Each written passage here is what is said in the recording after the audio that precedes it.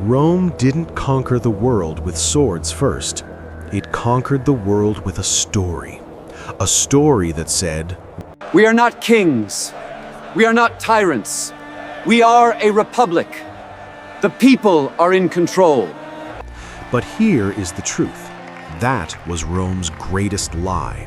Because behind the speeches and marble buildings, Rome was built by hungry men who wanted power more than peace. And once you see how that lie worked, you will understand the rise, the Caesars, the gladiators, and the collapse, like a movie you can never unsee. If you love betrayal, ambition, and empires that rise like fire, you are in the right place. Today, we are entering ancient Rome, from the first steps of the Republic to the rule of the Caesars, to the screaming arenas of gladiators, and finally to the slow collapse that shocked the world. But we are not just telling history. We are exposing the trick Rome used to control millions. The lie that built Rome was so powerful, it kept working even after Rome became an empire. Even after the Republic was basically dead. Even after citizens began to feel the chains. So stay with me, because the moment you think Rome is winning, that is exactly when Rome starts dying. Rome begins as a small city with big enemies. Life is hard. Food is not always enough. Every neighbor wants something. Every border feels unsafe. So Rome learns a simple truth early. If you want peace, you must first become feared. Rome fights nearby tribes. Rome absorbs rival towns. Rome builds roads, walls, and an army that does not quit. And the city grows not because it is kind, but because it is stubborn. Then Rome creates the Republic. It becomes a proud promise. No king, no throne, power shared, leaders chosen. To the ordinary Roman, that sounds like freedom. It sounds like protection. It sounds like the people finally matter. But here is the hidden part. The Republic is not built for fairness. It is built for control. Rome is divided into two worlds. The rich families sit at the top, smiling, speaking politely, acting like servants of the people. The poor live below, sweating, working, borrowing, struggling, and still getting called citizens. And Rome perfects the balance trick. It gives the poor hope, but never too much power. It lets them complain, but not enough to change the game. It allows some offices and small wins, but the real decisions stay with the powerful. Now watch how the lie works. When the poor get angry, Rome does not fix the system first. Rome distracts the system. Rome goes to war. War brings spoils. War brings land. War brings slaves. War brings money. War creates heroes who look bigger than life. Rome becomes addicted to expansion because expansion solves problems temporarily. The poor get jobs as soldiers. The leaders gain glory. The rich gain more land. The crowd feels proud again. But expansion has a dark cost because every victory creates a new hunger. More land needs more soldiers. More soldiers need more money. More money needs more taxes. More taxes create more anger. And anger creates the need for another war. Rome grows like a beast that must keep eating. And while Rome is busy conquering outside, something dangerous is growing inside, a new kind of Roman figure, a man who learns how to use the crowd. Because in Rome, the crowd is not just people, the crowd is power.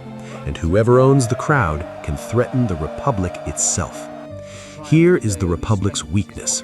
It can control politicians, but it cannot control legends. Rome produces generals who win impossible wars. And when a general wins, he does not just return with treasure, he returns with something more valuable, loyalty. Because soldiers do not die for the Senate, soldiers die for the man who leads them, the man who feeds them, the man who remembers their names. So now imagine the tension. Rome is saying no king, but it is also creating men with private armies of loyal soldiers. That's a time bomb. At the same time, inequality is getting worse. Rich landowners buy more farms. Poor farmers lose their land. Many poor Romans move into the city, desperate, angry, and easy to influence. And this is where the Republic turns into a stage show. Politicians begin to compete for attention. They promise food, they promise land, they promise revenge against the rich, or protection against the poor. Whatever will get cheers. Rome becomes louder. The streets become tenser. Fights break out. Alliances form and break quickly. And the Senate begins to fear the people it claims to represent. And then the big question rises like a shadow. Who will take control first? The Senate through laws and tradition, or a popular leader through charisma and force? And soon, Rome gets its most dangerous superstar. Julius Caesar is not just a general, he is a performer. He understands the crowd. He understands how to look like the people's champion while climbing towards absolute power. He wins wars, he returns with victories that make Rome feel unstoppable. And the crowd loves him because he feels like hope. But the Senate is watching, and the Senate is not stupid. They see a truth the crowd doesn't want to admit. A man who is loved too much can become a king without saying the word king. Caesar's enemies accuse him of ambition. His supporters accuse the Senate of jealousy and corruption. The city is split. And then Caesar does something that shocks everyone. He crosses a line Rome treated as sacred. Not because he is reckless, because he believes the Republic is already broken, and he is the only one who can control the pieces. Rome falls into civil war. Roman fights Roman. Friends become enemies overnight. Old alliances become death traps. Caesar wins. Now pause here and feel the suspense. This is the moment the Republic should end openly. This is the moment Caesar could announce, "I am king." But he does not do it like that. He becomes dictator. He claims it is temporary. He claims it is necessary. He claims it is for stability. And the crowd, tired of chaos, begins to accept it. This is the lie becoming stronger. Rome says it hates kings, but Rome loves a winner who promises order. Now the Senate panics, because if Caesar stays alive, the Republic will become a memory, a decoration, a story for children. So the Senate makes a decision, the kind of decision that changes history forever. They assassinate Caesar Julius. Not on a battlefield, not as a soldier, but as a leader who walked into a room thinking he was untouchable. And here is the twist. They believe they saved Rome, but they didn't. They opened the gates to something worse. Because killing Caesar does not kill the hunger for power. It only creates a vacuum. And vacuums do not stay empty. After Caesar's death, Rome does not return to peace. It falls deeper into chaos. The crowd is angry. The elites are terrified. The streets are full of fear. And in the middle of all this, a young man rises quietly, Octavian. He does not look like a warrior at first. He does not shout. He does not rush, but he is patient. And patience in Rome is a weapon. Octavian learns a lesson from Caesar's mistake. Caesar took power too openly. Caesar scared the Senate too much, too fast. Octavian chooses a smarter path. He defeats rivals. He builds alliances. He uses propaganda. He controls the message. Then he wins the final struggle and becomes the most powerful man in Rome. But here is the genius part. He does not call himself king. He does not destroy the Senate on camera. He does not burn the Republic's symbols. He keeps the Senate. He keeps elections. He keeps old titles. And then he quietly takes the real power for himself. He becomes Augustus, the first emperor of Rome. The Republic still exists on paper, but the empire exists in reality. Rome is now wearing a Republic costume, and the lie becomes official. We are still free. We still have a Senate. We still have a Republic, but everyone feels the truth. One man is now the center. From here, the Caesars come like waves. Some are wise, some are cruel, some are loved, some are feared. And Rome learns a new danger. When power sits in one chair, every ambitious man wants that chair. Inside the emperor's palace, the air is not peaceful, it is heavy, because the emperor knows something the crowd doesn't fully understand. In Rome, power does not retire peacefully. Enemies can be your friends. Friends can be your family. Your guards can become your assassins. Your advisors can sell you out. A rumor can become a knife. So emperors become paranoid. They spy, they punish, they silence, they reward loyalty, then fear the people they rewarded. And the people, the ordinary citizens, watch it all like a drama, because Rome is not just an empire, it's entertainment. And that brings us to the arena. The arena is not just a stadium, it's a machine designed to do three things. First, distract the people. When citizens are hungry and angry, Rome gives them a show. A loud show that makes them forget their real problems for a few hours. Second, release pressure. The crowd screams, they feel powerful, they feel like they matter, they feel like they are part of Rome's greatness. But third, send a message. A message without words. Rome controls life and death. Rome is unstoppable. Rome is the center of the world.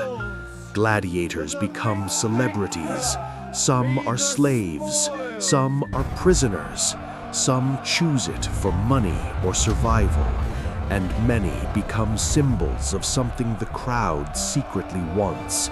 A fighter who can resist the system, even if only for a moment. But do you see the darker truth? While the crowd is watching the arena, the empire is rotting behind the scenes. The Republic costume remains. The speeches continue. The games keep coming. And Rome's leaders think that as long as the crowd is entertained, Rome will last forever.